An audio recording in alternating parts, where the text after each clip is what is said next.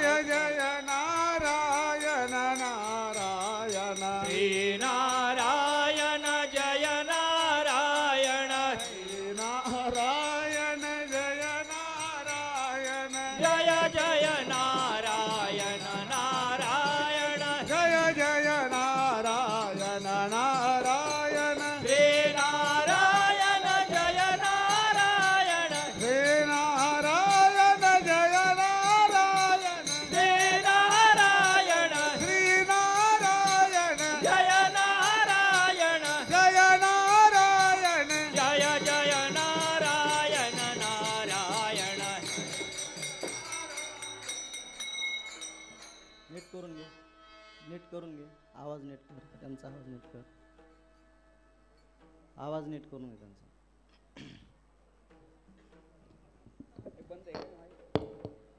Hello.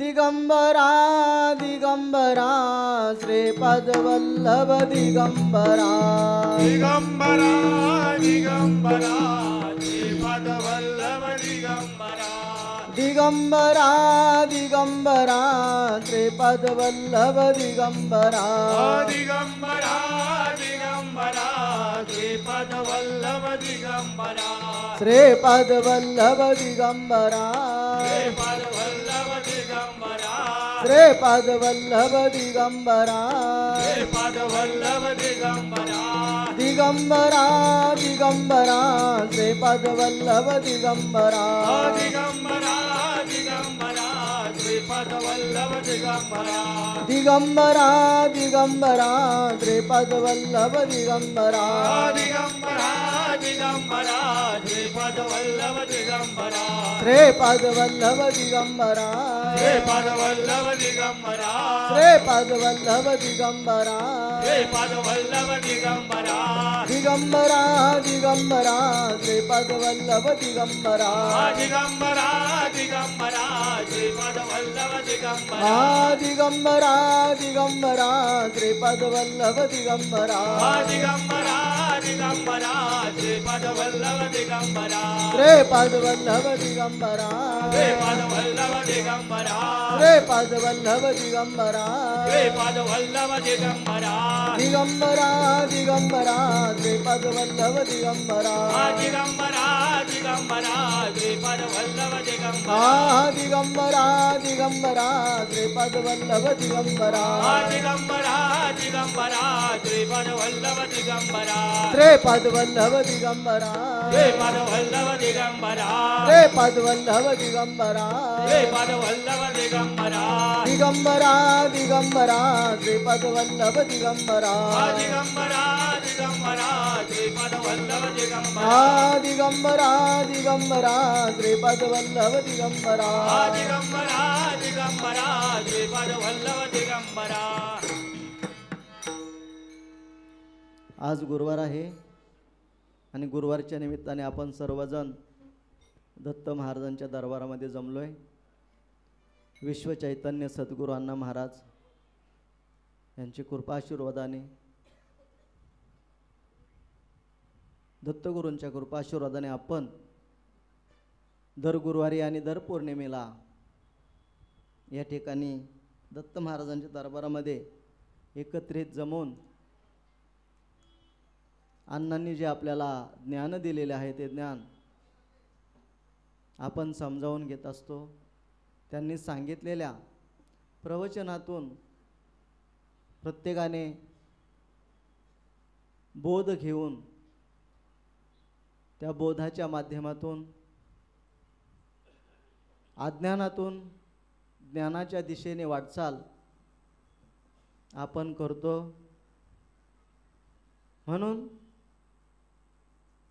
या ठिकाणी जो कल्पतरू अण्णांनी आपल्या सर्वांच्यासाठी निर्माण केलेला आहे आणि त्या कल्पतरूच्या छायेखाली आपण एकत्रित बसतो आणि बसल्यानंतर परमेश्वराचा जो कृपा आशीर्वाद आहे तो सर्वांच्यावर वर्षाव करत असतो, असा यातला महत्त्वाचा भाग आहे. कारण की जो शरण येणार आहे त्याला परमेश्वर देणार आहे. म्हणून आपण त्यांच्या कृपाछत्राच्या छायेखाली आपण यायचंय आणि आल्यानंतर आपण भक्तीच्या माध्यमातून, नामस्मरणाच्या माध्यमातून आपण त्यांची भक्ती करायची, त्यांचं नामस्मरण करायचंय. आणि नामस्मरण करता करता आपण आपल्या या मनुष्य देहाला समजवून घ्यायचं आहे. परमेश्वराने जो आपल्याला हा देह दिलेला आहे, तो देह कोणत्या कारणासाठी दिलेला आहे याचं ज्ञान आपल्याला अण्णांनी सांगितलेलं आहे. 84 लक्ष योनीनंतर हा मनुष्य देह प्राप्त होत असतो. मग तो सहज प्राप्त न होता त्याला अनेक प्रकारचं दुःख भोगून त्याला हा जन्म मिळालेला आहे. आणि मागच्या जन्मामध्ये काय झालंय याचाही आठव परमेश्वर आपल्याला होऊन देत नाही. पुढे काय होणार आहे याचंही आपल्याला भविष्य तो परमेश्वर समजून देत नाही. कारण की जे मागं होऊन गेलं त्याचा आपण विचार करून काही सुद्धा उपयोग होणार नाही. आणि भविष्यामध्ये जे काही होणार आहे त्याचाही आज चिंता करून उपयोग नाही. म्हणून आपण नेहमी वर्तमानामध्ये जगणं गरजेचं आहे. आणि ते ज्ञान आपल्याला या माध्यमातून होतं की आपण जे काही करत असतो ते करता करता आपल्याला या परमेश्वराचं नामस्मरण करायचे, परमेश्वराची भक्ती करायची. याचसाठी परमेश्वराने आपल्याला हा मनुष्य देह दिलेला आहे. याची जाणीव आपल्याला असणं गरजेचं आहे. जोपर्यंत आपल्याला याची जाणीव होणार नाही, जोपर्यंत आपण याच्याशी एकरूप होणार नाही, तोपर्यंत आपण या जन्माला येऊन काहीसुद्धा उपयोग नाही. आणि जरी आपण जन्माला आलो आणि पूर्वपुण्यही आपल्याजवळ नसेल तरीसुद्धा आपल्याकडून नामस्मरण होणार नाही, आपल्याकडून नामचिंतन होणार नाही, आपल्याकडून परमेश्वराचं नामस्मरण, परमेश्वराची भक्ती होणार नाही. जर पूर्वपुण्यही आपल्याजवळ नसेल तर आपल्याकडून या जन्माला येऊनसुद्धा ते घडणं शक्य नाही. म्हणून त्यासाठी एक उदाहरण सांगायचं झालं तर एका गावामध्ये एक मनुष्य राहत होता. तो कष्ट करून, मेहनत करून भरपूर अमाप संपत्ती गोळा केली, भरपूर मेहनत केली, भरपूर कष्ट केलं. आणि त्या माध्यमातून त्याने सर्व निर्माण केलं. मग बंगला असेल, गाडी असेल, जमीन असेल, सोनं असेल, हे सर्व त्याने त्याच्या आयुष्यामध्ये जमा करून ठेवलं. मग ते जमा करून त्याने त्याचं वय म्हातारं झालं, त्याचं वय शेवटच्या घटकेला आलं. आणि शेवटच्या घटकेला वयाला आल्यानंतर तो अंथरुणावर पडून राहिला. आता बाकीचे सर्व मुलं पाहू लागली, मुलं नातवंड सर्व त्याला झालं. परंतु त्याने त्याच्या जीवनामध्ये कधीही परमेश्वराचं नामस्मरण केले नाही, कधीच त्याची भक्ती केली नाही. आणि तो कायम पैशाच्याच विचारामध्ये कायम राहू लागला. आणि तो शेवटच्या घटकेला तो अंथरुणावर पडला. आणि अंथरुणावर पडल्यानंतर आजारी पडला आणि आजारी पडता खूप आजारी पडला. शेवटची जायची वेळ आली त्याची. अशा अवस्थेमध्ये मुलांनी डॉक्टरला आणलं. दारामध्ये गाईचं वासरू किरसुनी खात होतं. बोलता येत नव्हतं, हातपाय हलत नव्हते, अशी अवस्था त्याची झालेली. आणि तो डोळ्याने ते पाहत होता. बोलता येत नव्हतं म्हणून बोबड्या बोलाने तो वा के असं तो बडबडू लागला. म्हणजे त्याला स्पष्ट उच्चार करता येत नाही. अशा अवस्थेमध्ये मुलांना वाटलं की बाबा शेवटच्या क्षणाला वासुदेवा केशवा असा आपला बाप म्हणतोय. असं म्हटल्याबरोबर मुलांना थोडंसं बरं वाटलं. म्हणून डॉक्टरांना त्याने औषध मात्रा करायला सांगितले आणि औषध मात्रेतून त्याच्या वडिलांना थोडंसं बोलायला येऊ लागलं. त्याच्या वडिलांना बोलायला येऊ लागलं आणि वडिलांना बोलून यावं लागल्याबरोबर वडिलांनी त्या मुलांना पहिले शिव्या घातल्या. त्या बापाने त्या पोरांना शिव्या घातल्या की ते वासरू केरसुनी खाते, तुमचं लक्ष नाही का, तुम्ही प्रपंचाचं धिंडवडं काढणार आहे, असं 2-4 शिव्या दिल्यानंतर पोरं म्हणाले की आम्हाला वाटलं की तुम्ही देवाचं नाव घेताय, पण तुमचं तर ह्या सगळ्या गोष्टी चालू आहेत. असं म्हटल्यानंतर तो म्हणाला की बाबा देवाचं नाव घेऊन काय होणार आहे, देवाचं नाव घेऊन काय होणार आहे, मी सर्व संपत्ती गोळा केलेली आहे, ते फक्त पैसा मिळवलेला आहे की तुमच्यासाठी या सगळ्या गोष्टी केलेल्या आहेत, आणि तुम्हीच जर सगळ्या गोष्टी अशा केल्या तर ह्या सगळ्या गोष्टी काही कामाच्या आहेत. म्हणून त्या माध्यमातून जर त्या परमेश्वराचं त्याने नामस्मरण केलं तरच त्याला त्याच्यातून त्याच्या जीवनाची गती, त्याच्या जीवनाचा उद्धार होणार होता. परंतु त्याला त्याची पूर्वपुण्याई नसल्या कारणाने त्याला परमेश्वराचं नामस्मरण त्या ठिकाणी घेता न आल्यामुळे तो त्याच पद्धतीने कालांतराने मरून गेला. परंतु त्याच्या मुखातून परमेश्वराचं कधीच नामस्मरण झालं नाही. म्हणून ह्या सगळ्या गोष्टी आपण समजून घ्यायच्यात की आपल्याला जर पूर्वपुण्याई असेल तरच आपल्याकडून परमेश्वराचं नामस्मरण, परमेश्वराचं चिंतन, परमेश्वराची भक्ती घडून येते. म्हणून आपण सुद्धा या ठिकाणी आलोय, ते पूर्वपुण्याई आपली चांगली आहे म्हणून आपण या ठिकाणी नारायणपूरला आलोय. परमेश्वराचं नामस्मरण आपल्याकडून घडून घेतोय परमेश्वर आपल्याकडून नामस्मरण चिंतन घडून घेतोय, म्हणून आपलं पूर्वपुण्याई चांगली आहे म्हणून आपण या ठिकाणी आलोय. म्हणून या सगळ्या गोष्टी आपण समजून घ्या. जर आपली पूर्वपुण्याई चांगली जर आहे, जर आपली पूर्वपुण्याई जर चांगली आहे तर मग आपण तिला वायाला का घालवायचं, आपण तिला वायाला का घालवायचं. जर आपण या ठिकाणी पूर्वपुण्याई आपली आहे म्हणून आज कमीत कमी आपण नामस्मरण तरी करतोय, नाहीतर बाकीचे लोक फक्त पैशाच्या मागे लागलेले आहेत, त्याला परमेश्वर दिसत नाही, त्याला देव दिसत नाही. जर त्याचे पुण्याई असते तर त्याने कमीत कमी तेवढं तरी वासुदेवा केशवा तेवढं तरी नामस्मरण घेतलं असतं. ते सुद्धा नामस्मरण त्याच्या मुखातून घडून आलं नाही, कारण की त्याची पुण्याई तेवढी नसल्यामुळे त्याच्याकडून ते होऊ शकलं नाही. म्हणून आपलं काहीतरी पुण्य चांगलं आहे, काहीतरी पुण्य चांगलं आहे म्हणून आपल्याला नारायणपूरमध्ये दत्त महाराजांचा सहवास होतोय, दत्त महाराजांचा कृपाशीर्वाद आपल्यावर होतोय, अण्णांचा आपल्यावर आशीर्वाद आहे. अण्णांनी आपल्याला मार्गदर्शन केलंय, अण्णांनी आपल्याला या ठिकाणी मार्गदर्शन केले. मार्गदर्शनाच्या माध्यमातून आपण आपल्या उद्धाराच्या दिशेने वाटचाल चाललोय. म्हणून या सगळ्या गोष्टी आपण समजून घेणं काळाची गरज आहे. आपले पूर्वपुण्याई चांगले आहे म्हणून तिला वायाला न घालवता अजून कशी त्यामध्ये भर पडेल याचा आपण सतत विचार करणं गरजेचं आहे. म्हणून त्याच्यामध्ये जर भर पाडायची असेल तर आपल्याला नामचिंतन हे अखंड करणं गरजेचं आहे.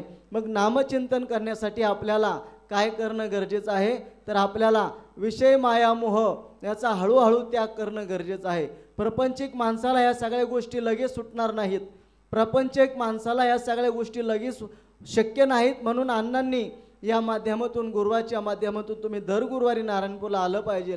नारायणपूरला आल्यानंतर या ठिकाणी परमेश्वराचं नामस्मरण केलं पाहिजे आणि 8 दिवसाची शिदुरी आपण आपल्याबरोबर घेऊन त्या माध्यमातून 8 दिवस आपल्याला पुरेल एवढं आपण ते नामचिंतन आपण या माध्यमातून घेऊन जात असतो. मग ते नामचिंतन आपल्याला प्रपंचामध्ये पुरत असतं.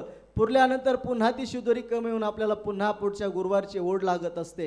हे नामचिंतन, हे नामसाधना आपल्याकडून सतत करून घेणं गरजेचं आहे. आणि या देहातील आत्म्याला कशा पद्धतीने सुख समाधान आणि आनंद मिळेल याचा आपण सतत विचार करणं गरजेचं आहे. आणि हा आनंद आणि हा विचार जोपर्यंत आपल्या मनामध्ये येत नाही तोपर्यंत आपण या मनुष्य देहाला येऊन काहीसुद्धा उपयोग होणार नाही. म्हणून या सगळ्या गोष्टी समजून घ्या. परमेश्वराने हा अमूल्य देह आपल्याला दिलेला आहे, त्याला वायाला न घालवता त्याच्याकडून सत्कर्म करून घेणं गरजेचं आहे. जोपर्यंत आपल्याकडून सत्कर्म होणार नाही तोपर्यंत आपल्याला या सगळ्या गोष्टी प्राप्त होणार नाहीत. म्हणून या देहाला असंच वायाला न घालवता सतत त्याला नामचिंतनामध्ये ठेवा, सतत त्याला आध्यात्मिक वातावरणाशी त्याला ठेवा. आपल्या मनाला एकरूप करा, आपल्या मनाला परमेश्वराच्या नामाशी एकरूप करा, त्यावेळेस ते मन आपल्या ताब्यामध्ये येणार आहे. म्हणून आपल्याला मनाला जर ताब्यात आणायचं असेल तर योग्य संगतीची, योग्य सहवासाची आवश्यकता आपल्याला आहे. म्हणून आपल्याला योग्य संगत आणि योग्य सहवास आपल्याला नारायणपूरमध्ये सद्गुरू अण्णा महाराजांचा आणि दत्त महाराजांचा लाभलेला आहे. तो असाच अजून वाढवण्यासाठी आपल्याला एकरूप होणं गरजेचं आहे. म्हणून गुरुवार असेल, पौर्णिमा असेल, आपण या ठिकाणी आलं पाहिजे. परमेश्वराचं नामचिंतन करणं आणि त्या माध्यमातून या सगळ्या गोष्टी आपल्याला होणार आहेत. म्हणून जे पूर्वपुण्य आपल्याला लाभलेलं आहे त्याला वायाला न घालवता त्याच्याकडून सत्कर्म करून घ्या आणि सत्कर्माच्या माध्यमातून त्याला समजून घ्या आणि त्या पद्धतीने आपल्या या जीवनाची ओळख समजून घ्या. आणि 84 लक्ष योनीचा फेरा आपल्याला चुकवायचा असेल, 84 लक्ष योनीचा फेरा जर आपल्याला चुकवायचा असेल तर आपण सतत योग्य पद्धतीचं कर्म आपल्या हातून करून घेतलं पाहिजे. जे योग्य असेल ते करणं हिताचं आहे, अयोग्य असेल ते आपण बाजूला सोडून दिलं पाहिजे. आपण त्याचा त्याग केला पाहिजे. व्यसन जर असेल तर व्यसनापासून आपण अलिप्त होणं गरजेचं आहे. व्यसन यामुळे आपल्याला दुर्विचार यायला सुरुवात होते. व्यसनामुळे आपण माणसापासून लांब जातो. म्हणून व्यसन हे अतिशय वाईट आहे. म्हणून त्या व्यसनाला सुद्धा आपण लांब करणं गरजेचं आहे. जर नामाला आपण जवळ केलं तर व्यसन आपोआप लांब जाणार आहे. म्हणून नामाला जवळ करा, नामस्मरणाला जवळ करा. नामस्मरणाला जवळ केलं तर वाईट विचार आपोआप बाजूला होणार आहे, त्याला बाजूला करण्याची गरज नाही. म्हणून या सगळ्या गोष्टी समजून घ्या. आपला आहार व्यवस्थित ठेवा, आपले विचार चांगले ठेवा, म्हणजे आपल्याला सगळ्या गोष्टी समजून येणार आहेत. म्हणून या दत्त महाराजांच्या दरबारमध्ये अण्णांनी आपल्यासाठी हे सर्व उभं करून ठेवलेलं आहे. आपल्याला फक्त त्याचा लाभ घ्यायचा आहे. दत्त महाराज या ठिकाणी अहोरात्र आपल्यासाठी उभे आहेत. दत्त महाराजांनी आपल्यासाठी अहोरात्र या ठिकाणी निर्माण करून ठेवलेलं आहे. ज्याला जेवढं पाहिजे त्याने ते घेऊन जा, ज्याला जेवढं पाहिजे त्याने घेऊन जा. फक्त आपली तेवढी क्षमता तयार करून घ्या. ह्या ठिकाणी आपल्याला कोणीही उचलून देणार नाही.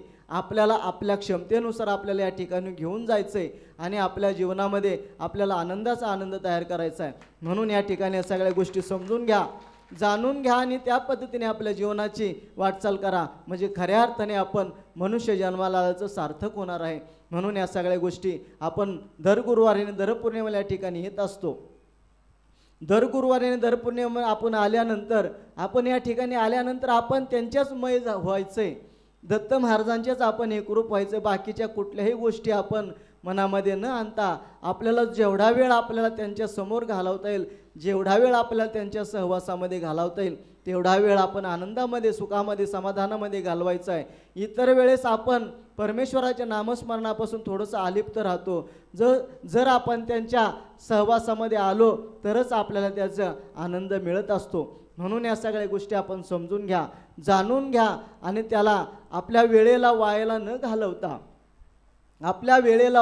घालवता सतत कर्म करत राहा आणि चांगलं कर्म करत राहा. म्हणजे खऱ्या अर्थाने आपण माणसाच्या जन्माल्याचं सार्थक होणार आहे. म्हणून या सगळ्या गोष्टी मनापासून समजून घ्या, जाणून घ्या आणि त्या पद्धतीने आपल्या जीवनाची वाटचाल पुढे चालू ठेवा. आणि जन्मल्यापासून मरेपर्यंत अखंड परमेश्वराच्या नामामध्ये, अखंड परमेश्वराच्या सेवेमध्ये राहा. इतरांना आनंद कशा पद्धतीने देता येईल यासाठी आपण विचार करत राहा. परमेश्वराचं चिंतन, परमेश्वराचं नामस्मरण अखंड करा. म्हणजे आपण या ठिकाणी नारायणपूरला आल्याचो सार्थक झाल्याशिवाय कदापि राहणार नाही. या पद्धतीने या सगळ्या गोष्टी समजून घ्या.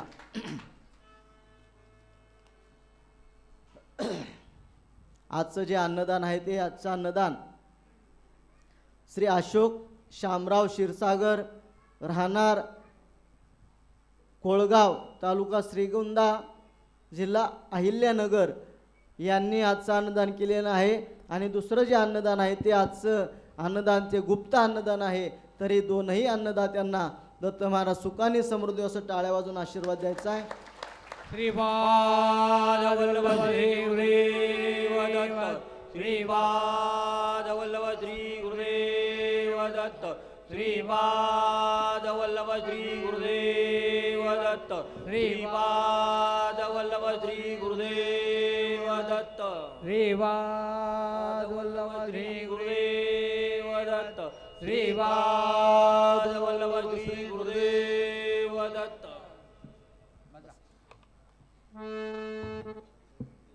तर या आजच्या अन्नदात्यांना आपण पुन्हा एकदा टाळ्या वाजून आशीर्वाद द्यायचा. आपली पुढची जी पौर्णिमा आहे ती पुढची पौर्णिमा आहे ती ज्येष्ठ पौर्णिमा आहे. वार आहे सोमवार, दिनांक 29/6/2026 वार सोमवार. या दिवशी आपली ज्येष्ठ पौर्णिमा आहे म्हणजे वटसावित्रीची पौर्णिमा. याची सर्वांनी नोंद घ्या. आता भजनासाठी सर्वांनी सज्ज राहा.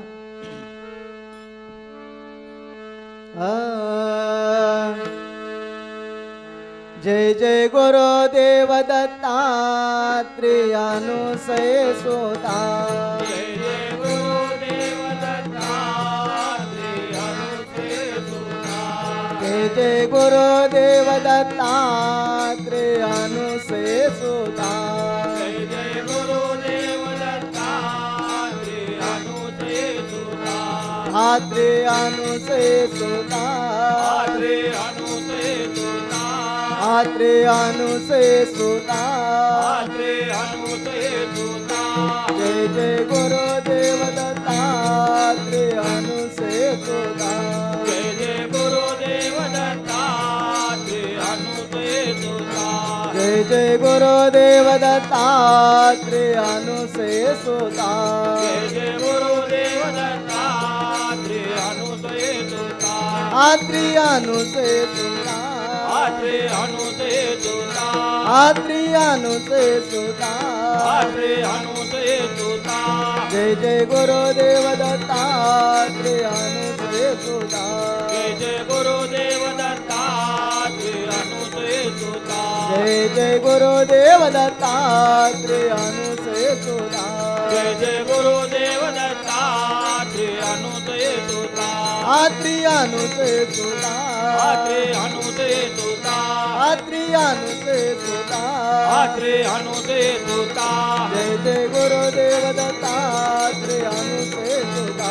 जय जय गुरुदेव दत्तात्रेय अनुसे सुता. जय जय गुरुदेव दत्तात्रेयानुसये सोता.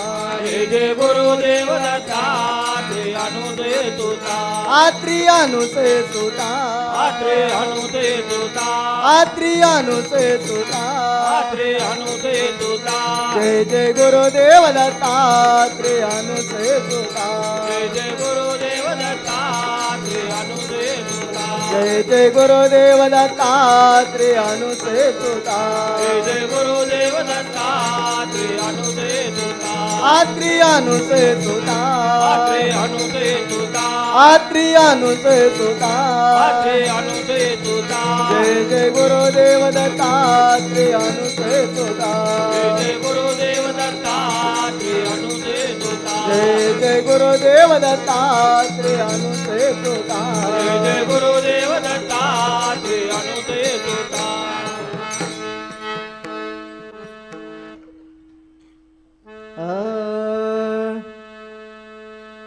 गोपाला गोपाला देवकी नंदन गोपाला.